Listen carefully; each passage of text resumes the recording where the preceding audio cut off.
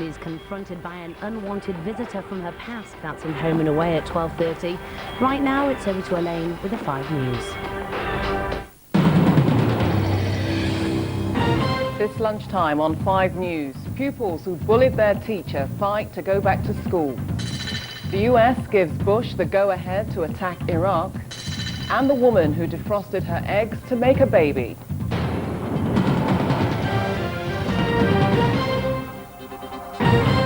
Hello, 2 teenage boys who made repeated death threats to one of their teachers are waiting to find out if they'll be allowed back to the same school. The 15-year-olds were expelled from Glyn School near Epsom in Surrey. An appeals tribunal overturned that decision. Last night, the Education Secretary stepped in after teachers said they'd strike if the boys came back. The teenagers' parents are today meeting council officials to decide what happens next. 5's John Gilbert is at the school for us now. John, what exactly did these boys do? Well, this saga began earlier this year when these 2 15-year-old boys, after a dispute with one of their teachers, Stephen Taverner, left numerous abusive messages on his school answering machine, including, we're told, several death threats. Now, the school, in accordance with what they thought were local education authority guidelines, expelled those 2 boys, but that decision was almost immediately overturned by the local authority appeals panel, hence the deadlock they currently face. Now, the parents are adamant that the boys should be let back into the school, aren't they? Yes, that's right. They've been speaking this morning. One mother in particular is insistent that her child, although perhaps misguided, is still very young and repentant and should be allowed back here. No questions asked. This is what she had to say. I'm not excusing my son's behaviour. Please don't get me wrong. I am not excusing the way he's behaved towards his teacher. I feel that it's appalling. He shouldn't have done it, but he can't take it back. He has apologised. He is willing to apologise publicly in front of the school. He's apologised by letter to Mr. Taverner. What more can we do? So, John, what happens next? Well, as you say, this morning there was a meeting between the local authority and the parents to decide what happens next. But what the problem is that all parties here seem absolutely adamant and standing their ground. The parents insist the children will come back here or not at all. The teachers seem almost certain to vote for some sort of industrial action if they're forced to teach these pupils. I spoke with the headmaster earlier on today, and he tells me he believes the whole process of putting these expulsions to an appeals panel is fundamentally flawed. Well, this is the second time within 18 months that the appeal panel have returned pupils to the school. Schools must be able to govern themselves, and we must be able to protect schools from disruptive pupils. Now, the latest we've heard is that that meeting this morning was disrupted. It may continue at a later date. We'll just have to wait and see what decisions come out of that. Thank you, John. George Bush has said that the days of Iraq acting like an outlaw state are coming to an end after the US Congress gave him the power to launch an attack. Last night's vote means the president can order military action against Saddam Hussein without the cooperation of the United Nations. Tony Blair has been trying to persuade Russia to join America and Britain in putting pressure on Iraq. But this morning, the Russian president said he needed to see more proof that Saddam has weapons of mass destruction. James Bays reports. Tony Blair went for a walk in the woods today with Russia's President Vladimir Putin. This a moment of relaxation at the Russian leader's hunting lodge, a break from talks which have been dominated by one issue, Iraq. Russia, along with France and China, is far from convinced by the need for a tough new UN resolution. Britain and America believe Saddam is a threat to world peace. They want the resolution to include the option of military action to force Saddam to disarm. Tony Blair and George Bush may be finding it hard to get international support for possible military action, but inside America, things are starting to go the president's way. The ayes are 77. A vote authorizing military force, if diplomatic options are exhausted, was passed both in the Senate and in the House of Representatives. The joint resolution is passed without objection. Under U.S. law, President Bush can now go to war when he wants. The gathering threat of Iraq must be confronted fully and finally. Today's vote also sends a clear message to the Iraqi regime. It must disarm. Saddam's diplomatic frontman, Tariq Aziz, is in the Lebanon trying to bolster Arab support. He said today he's not surprised by the Congress vote. He claims America is determined to go to war because it wants to get its hands on Iraq's vast reserves of oil. James Bayes, 5 News. More top stories this lunchtime, and a fourth person has appeared in court in Belfast over allegations of a suspected IRA spy ring inside the Northern Ireland office. Meanwhile, David Trimble's set to hold crisis talks with Irish Prime Minister Bertie Ahern as the clock ticks on the future of Northern Ireland's devolved government. The Ulster Unionist leader says the power-sharing executive should not be suspended, but it's thought direct rule from Westminster could be imposed on Monday. Australian prosecutors are deciding whether a man suspected of murdering the British backpacker Peter Falconio should first be tried on separate charges of rape. Bradley Murdoch is currently being held on suspicion of rape in a different Australian state. He may have to face that trial first and serve any jail term if convicted before any court case over Mr. Falconio's death in July last year. The ITV media giants Carlton and Granada say they're in advanced talks about a merger. The move between Britain's two largest independent TV production firms would pave the way for a single ITV company. An earlier round of merger talks between the two collapsed in February. A revolutionary new kind of fertility treatment has led to the birth of Britain's first frozen egg baby. Emily Perry from Shropshire was born after her parents opted for the new technique, which involved freezing her mother's eggs and then thawing them out before fertilisation. Her dad said today that he's overjoyed. Joanna Longworth reports. Reproduction techniques are advancing all the time. Now we have the first baby born in Britain to a mother using her own frozen egg. The overjoyed parents of baby Emily, now 3 months old, have been telling their story today.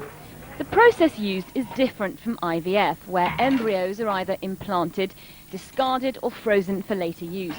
This egg freezing technique only became legal in January 2000. First, the eggs are removed from a woman's ovary. They are then dehydrated using a chemical compound which includes antifreeze. This is to prevent ice crystals forming. The eggs are then frozen until they're needed. In this country, the longest they can be kept is 10 years. The technique, already used in the US, was developed for women with cancer who undergo chemotherapy, which can cause infertility. It means these women can still conceive with their own eggs once they've recovered. But it could also be used by women who want to put off having children. Pro-life campaigners fear the techniques could be abused. They say children could end up being seen like designer accessories created only to suit a particular lifestyle. The parents of baby Emily didn't want to use IVF for religious reasons, being Jehovah's Witnesses. They were unhappy with the idea of discarding embryos. So while the ethics involved in egg freezing may be less complex than IVF, the process is in fact more complicated and less likely to work. Joanna Longworth, 5 News. We'll take a short break in a moment, but still ahead this lunchtime. 7 deaths in 7 days, and police are no closer to catching the Washington sniper. Plus, do you dream much, Will? Goodbye, Dr. Lecter. Hannibal the Cannibal is back, but will the critics lap up his latest offering? That's our film review. More news, plus the day's weather prospects. That's 5 News after the break.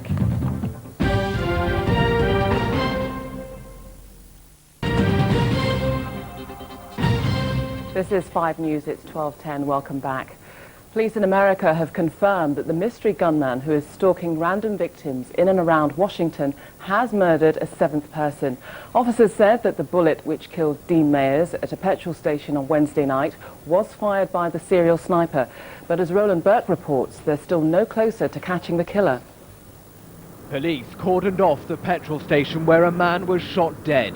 53-year-old Dean Mayers was struck down by a single shot, and after a forensic examination, detectives were able to confirm what everyone in Washington feared. The sniper had struck again, killing for the 7th time. The ballistic evidence has concluded that these cases are linked. Officers combed the surrounding area, wondering if the mystery gunman had left another clue. A tarot card and a bullet casing was found near a school on Monday, where a 13-year-old was shot and critically injured. It showed death, and on the back was written, "Dear policeman, I am God." Criminal profilers say the suspect is moving around the Washington area, playing a game with the police of catch me if you can. I do think he's enjoying picking county after county after county so that one keeps adding police forces, you know, more and more police forces to the bundle. And it's like, look, now you have an army of how many? And you still can't touch me? You know, how smart am I? The knowledge that a sniper is picking off victims at random has left local people terrified. There's nothing I can really do to change my routine. I mean, I still have to ride the bus home alone every day, which is pretty scary for me. It's not a good situation to have people taking pop shots like that, if you know what I mean.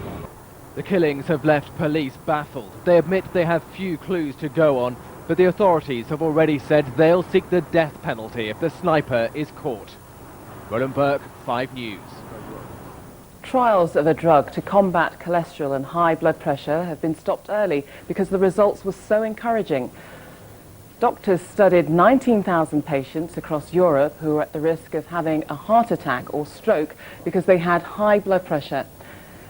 10,000 were given the drug Lipitor, and they had significantly fewer strokes and heart attacks than the 9,000 people given dummy pills. Researchers decided to stop the trial because they felt that the group taking the dummy pills ought to get Lipitor too. Peter Sever, Professor of Medicine at Imperial College London, who's the joint head of the study, is here to tell us more. Hello. Hello. First of all, just tell us a bit more about the study. Well, this is a very unusual study in that although designed to investigate primarily which is the best drug to lower the patient's blood pressure, we also took the opportunity to see whether they would get added benefits from having their cholesterol lowered. But these were people whose cholesterol levels at the beginning of the study were essentially normal or only marginally above normal, and would not therefore be the kind of patient who would normally be prescribed these drugs by their GP.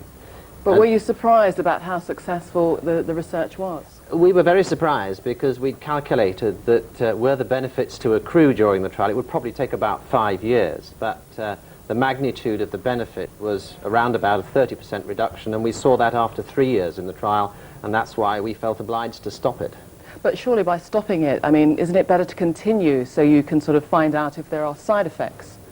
Well, this is a drug that's been around for many years now, and along with other members in the family, there really is no evidence of any substantial side effects. So that's not a concern of ours.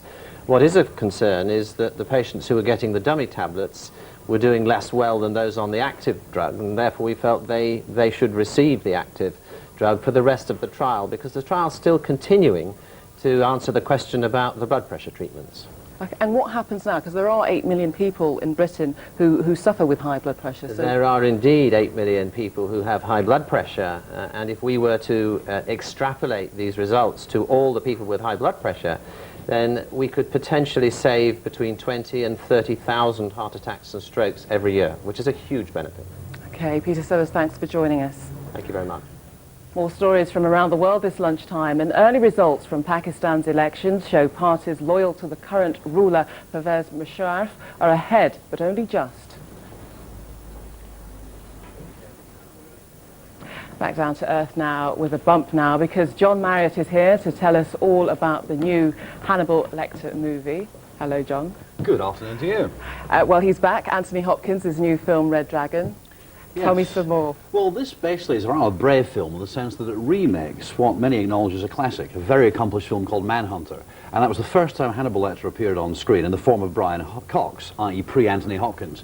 So this basically follows that, and you have the relationship between the Hannibal Lecter character in jail, who's helping the forensic investigator track down another ghastly serial killer. Okay, well, let's take a look at a clip.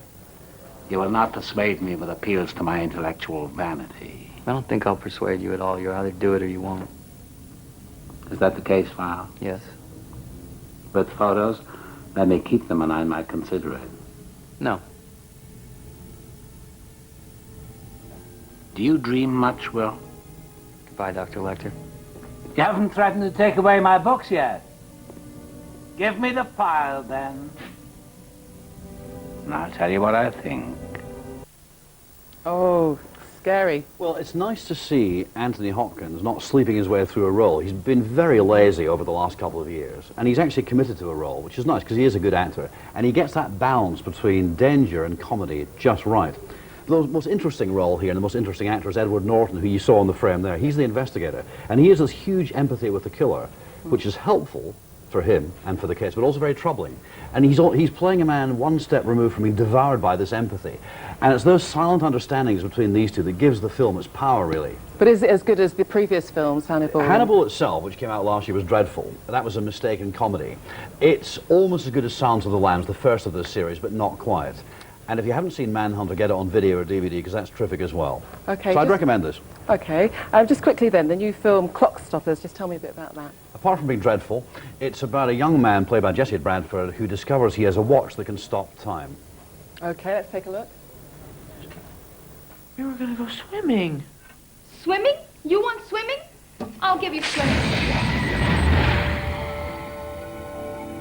No way. No way.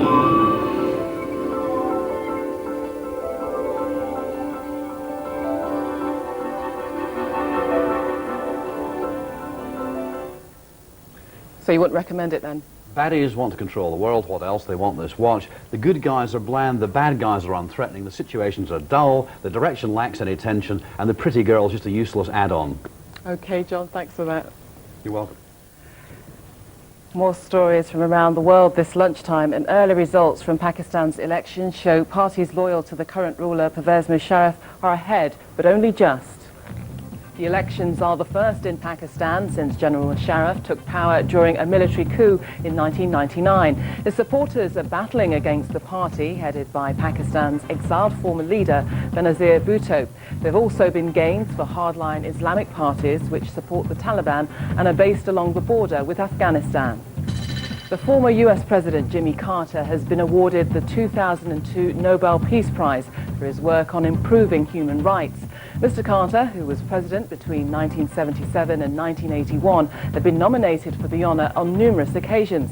He won the award for his work on trying to bring peace to the Middle East and North Korea. Today, he pledged to continue to talk about peace and human rights and the elimination of suffering. The British astronaut Piers Sellers is recovering this lunchtime after completing a 7-hour spacewalk outside the International Space Station. The 47-year-old dad and his colleague David Wolf yelled yippee as they started work to secure a new 45-foot, 14-ton girder in place. Piers Sellers says he can't wait to get back out to finish the job over the weekend.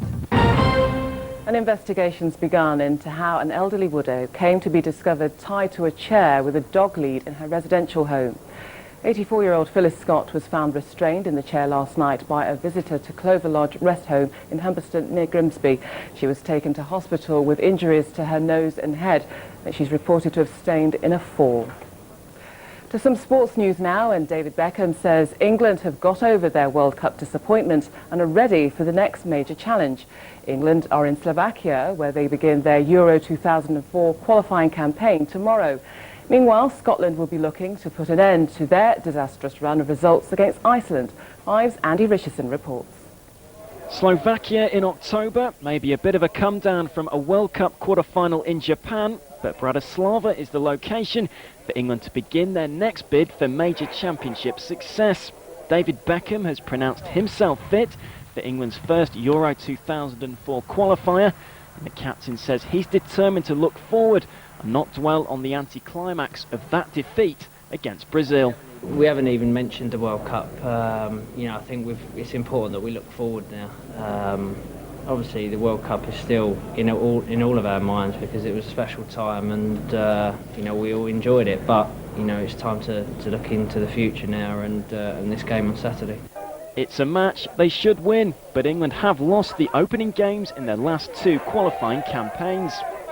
Meanwhile, Scotland's supporters are heading for Iceland more in hope than expectation after an embarrassing draw against the Faroe Islands in their last match, but manager Bertie Vogt is staying positive. We have a very, very good atmosphere, but we need a successful game. That is very important. Not only in the training session, not only outside the pitch, but we need this atmosphere in the game, and that's what we need. And crucially for votes, his key player, Barry Ferguson, looks certain to be past fit for the game in Reykjavik. Andy Richardson, 5 News. Ipswich Town are looking for a new manager today after taking the decision to sack George Burley. Burley had been in charge of the First Division club for 8 years. 2 years ago, the Scot guided Ipswich back into the Premiership, but the club were relegated last season and have had a poor start to this campaign. Just quickly, it isn't often you see elephants at the airport, but a terminal in Thailand has been dealing with 2 items of oversized baggage. The 2 young elephants are a gift to the people of Japan from one of Thailand's poorest provinces to thank the Japanese for donating aid to the region. Coaxed in with bananas, the well-behaved pair got on board and settled down for the 6-hour journey to a zoo in Tokyo. And of course, they went in a jumbo jet. They would do, wouldn't they? Just time for a recap of the main headlines this lunchtime. 2 teenage boys expelled after making repeated death threats to a teacher are still waiting to hear if they can return to their school. Tony Blair has been continuing talks with Russian President Vladimir Putin, hoping to gain Moscow's support for a tough new UN resolution on Iraq. And a mother has given birth to the first frozen egg baby conceived using a new kind of fertility treatment. That's all from me for now. I'm back with a reminder of the top stories at 1. And don't forget, Charlie State's here at 5:30 and 7:30. Bye for now.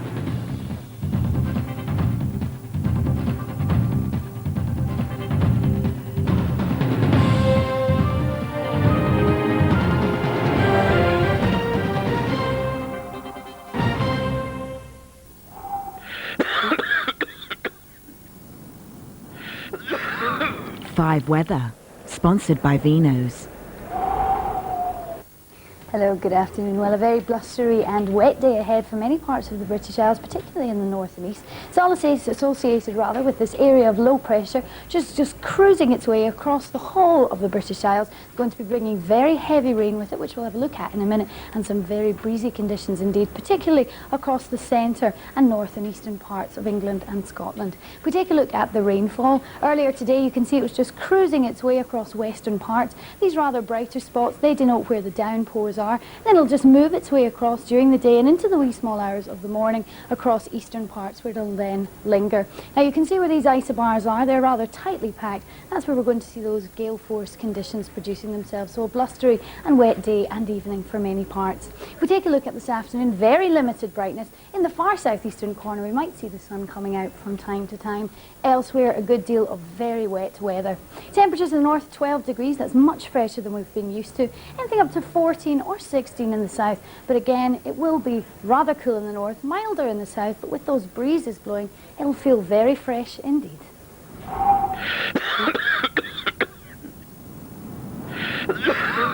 Five Weather, sponsored by Vino's.